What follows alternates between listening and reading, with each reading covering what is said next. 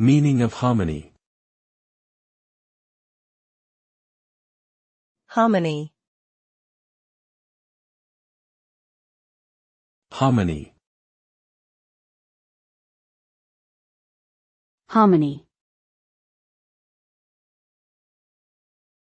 Hominy.